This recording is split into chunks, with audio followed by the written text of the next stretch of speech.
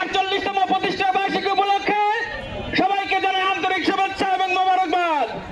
প্রিয় উপস্থিতি, বিগত 16টি বছর বাংলাদেশ ইসলামী ছাত্র শিবিরকে নিধনের জন্য স্বৈরাচারী হাসিনা এমন কোন কাজ নাই যা তাই করেনি। আমরা লক্ষ্য করেছি 5 তারিখের পরে আমাদের এত অত্যাচারের পরও বাংলাদেশ ইসলামী ছাত্র শিবির শিশাডালা পাখির মতো এই বাংলার জমিনে রয়ে গেছে। আমাদের উপর অত্যাচার চালিয়েছে, অন্ধকারে পালিয়ে গিয়েছে।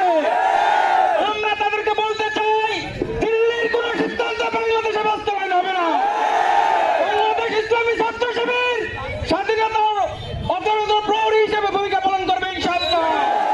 24-এ যে স্বাধীনতা অর্জিত হয়েছে, এই স্বাধীনতা রক্ষার জন্য বাংলাদেশ ইসলামী ছাত্র শিবির সর্বময় প্রস্তুতি নিয়ে আছে, ভবিষ্যতেও থাকবে ইনশাআল্লাহ।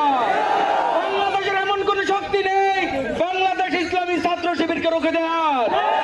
প্রিয় উপস্থিতি, আমরা আরো বলতে চাই, আমরা এখন লক্ষ্য করছি লুকিয়ে থাকা নেতারা ভিডিও কলের মাধ্যমে বাংলাদেশে একটি অরাজকতা সৃষ্টির পায়তারা করছে। তাদেরকে বলতে চাই, যারা লুকিয়েছে তারা তো তাদের পিঠ বাঁচিয়েছে, তারা তাদের কথা মতো মাঠে নামবেন, তাদেরকে কঠিন হাতে মোকাবেলা করা হবে। আপনারা জানেন, বাংলাদেশ ইসলামী ছাত্র শিবির 1977 সালের 6 ফেব্রুয়ারি ঢাকা বিশ্ববিদ্যালয়ের কেন্দ্রের জামে মসজিদে মাত্র 6 জন ভাইয়ের মাধ্যমে প্রতিষ্ঠিত হয়েছিল। এখন লক্ষ্য করা যায় যে সারা বাংলা এবং সারা বিশ্বে ছাত্র শিবিরের ভাইদের পাওয়া যায়। আমরা বলতে চাই, দীর্ঘ 16 বছর যাবৎ যে সরকার আমাদের উপর চেপে বসেছিল, তারা এই বাংলাদেশ থেকে ইসলামী আন্দোলন আল্লাহর হুকুমতকে বিলীন করতে চেয়েছিল, কিন্তু আল্লাহ তাআলার ফয়সালাই বড় ফয়সালা। আল্লাহ তাআলা বলেছেন কোরআনের মধ্যে, আলাইসাল্লাহু বিআহকামিল হাকিমিন, আমার চাইতে আর কে বড় পরিকল্পনাকারী আছে?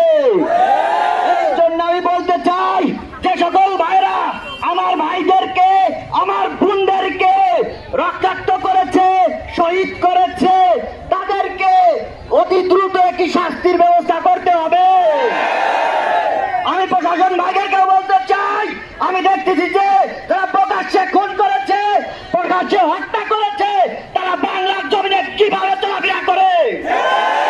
আমরা বলতে চাই, এই বাংলাদেশকে হিন্দু, বৌদ্ধ, মুসলিম, খ্রিস্টান সহ আমরা একাকার হয়ে একটি সুন্দর বাংলাদেশ রূপান্তর করতে চাই, বিশ্বের সামনে তুলে ধরতে চাই বাংলাদেশ একটি রোল মডেল আদর্শের বাংলাদেশ।